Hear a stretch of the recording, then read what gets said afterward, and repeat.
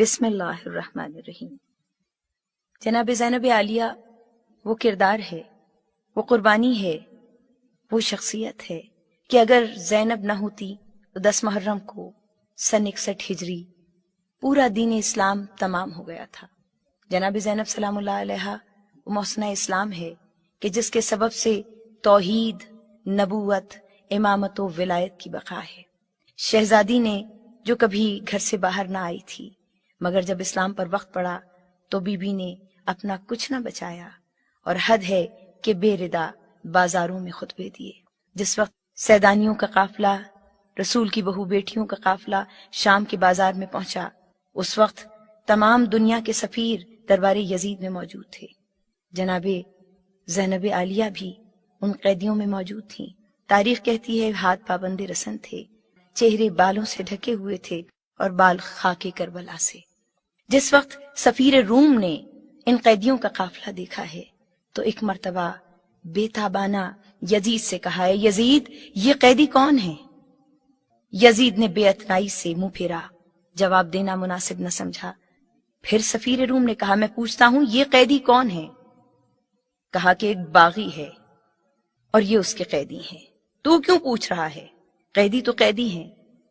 سفیر روم نے کہا، نہیں، یہ قیدی اور ہیں اور وہ قیدی اور ہیں جو صبح سے تیرے دربار میں آ رہے ہیں۔ کہا کیا فرق ہے؟ کہا اگرچہ ان کے لباس بوسیدہ ہیں، ہاتھ پابند رسن ہیں، لیکن نور کے ہالے ہیں جو ان کے گرد طواف کر رہے ہیں۔ بتائیے کون ہیں؟ کہا کہ یہ ایک باغی تھا اور یہ اس کے اہل حرم ہیں۔ جناب زینب سلام اللہ علیہ کو جلال آ گیا۔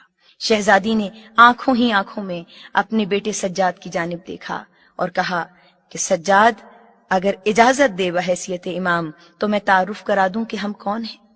جناب سید سجاد نے جناب زینب عالیہ کی طرف دیکھا اور دربار یزید کی جانب دیکھا اور آنکھوں ہی آنکھوں میں اپنی پھوپھی اماں سے سوال کیا، پھوپھی اماں کیا آپ خطبہ دے لیں گی؟ بی بی نے فرمایا، ہاں ہاں، جرت میرے ددھیال کے آنگن سے چلی ہے، عصمت میرے ننھیال کے گلشن میں پلی ہے، جو فاطمہ ماں ہے تو میرا باپ پلی ہے، سجاد فصاحت مجھے ورثے میں ملی ہے، میں غیرت کرار کی عکاس لگوں گی، بولوں گی تو عباس کو عباس لگوں گی۔ جناب سید سجاد نے فرمایا، پھوپھی اماں آپ بات کرنا کیوں چاہتی ہیں؟ بی بی نے فرمایا، چاہتی میں یہ ہوں کہ خود باپ کے انداز میں تقریر کروں میں، قرآن ہے شبیر تو تفسیر کروں میں، اور جب ہے کہ اب مدحت شبیر کروں میں، تاریخ کے سینے پہ یہ تحریر کروں میں۔ میدان سے ڈر جاتی ہے فرار کی بیٹی اور دربار میں ڈٹ جاتی ہے کرار کی بیٹی۔ پھر اس کے بعد جناب زینب سلام اللہ علیہ نے یزید جو تخت پر متمکن تھا اس کی طرف مخاطب ہو کر کہا، حق سے بھی گیا حق کو چھپانے کے لیے تو، راہ بھول گیا راہ سے ہٹانے کے لیے تو، در در پہ جھکا اس کو جھکانے کے لیے تو، خود مٹنے لگا اس کو مٹانے کے لیے تو، لیتا ہے خراج اس کا ہنر آج بھی تجھ سے، خود دیکھ لے اونچا ہے یہ ساراج بھی تجھ سے۔ جس وقت جناب امام حسین کے سر بریدہ پر بہن کی نظر پڑی، ایک مرتبہ بے تابانہ کہا۔ نیزے پر امام حسین سورہ کہف کی تلاوت کر رہے تھے۔ جناب زینب نے کہا، سن، عصمت کے ترازو میں گوہر تول رہا ہے، مرسل کی سماعت میں وہ رس گھول رہا ہے، وہ آج بھی باطل کی قلی کھول رہا ہے، شبیر تو نیزے پہ بھی حق بول رہا ہے، تو تخت نشیں ہے تو ذرا ٹوک دے اس کو، ہمت ہے اگر تجھ میں تو جا روک دے اس کو۔ پھر اس کے بعد شہزادی نے اپنے بھائی کا تعارف کرایا اور فرمایا، لمحات میں یہ معجزہ کر جاتا ہے شبیر، مرتا نہیں ذہنوں میں اتر جاتا ہے شبیر، اور پھیلے تو 72 میں بکھر جاتا ہے شبیر، سمٹے تو اکائی میں سمٹ جاتا ہے شبیر، اور وہ جیت گیا نا، وہ جیت گیا نا، تو بتا ہار گیا نا، تو مارنا چاہتا تھا تجھے مار گیا نا۔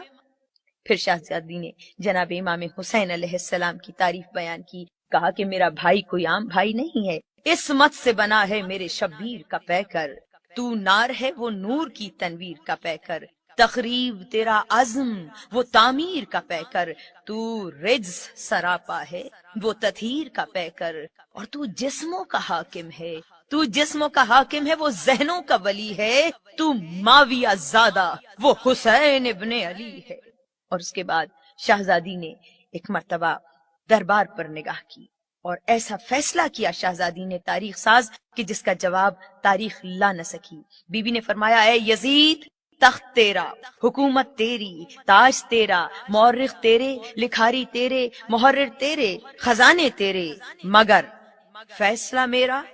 جناب زینب بنت علی کے لفظ سن کر، یہ پکار سن کر ایک مرتبہ یزید تخت پر بیٹھنے کے باوجود لرز گیا اور لرز کے پوچھا کیا فیصلہ؟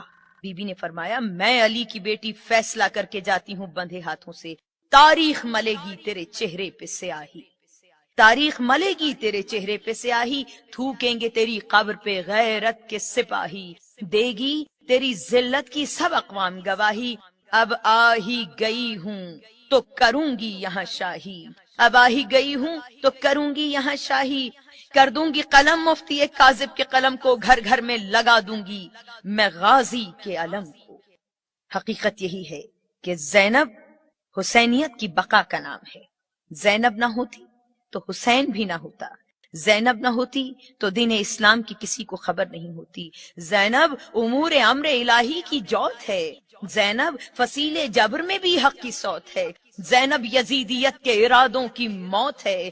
زینب نہ ہو تو مقصد شبیر فوت ہے. اور بیعت کا ذکر جس نے کیا تھا امام سے، زینب صرف اور صرف زینب ہی کی شان ہے کہ زینب زبان کاٹ کے لائی وہ شان.